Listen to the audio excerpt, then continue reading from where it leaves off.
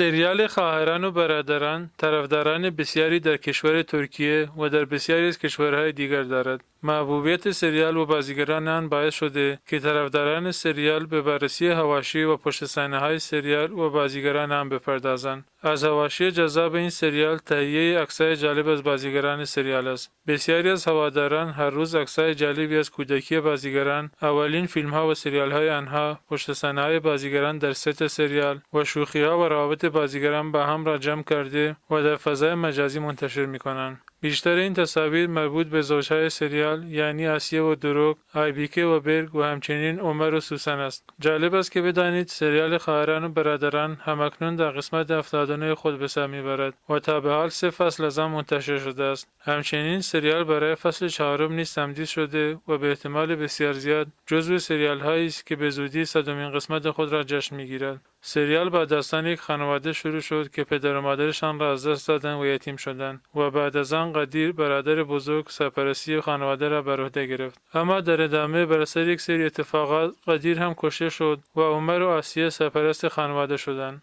و در این بین شاهد داستان‌های غم‌انگیز زندگی آنها در یک کلبه فقیرانه هستیم.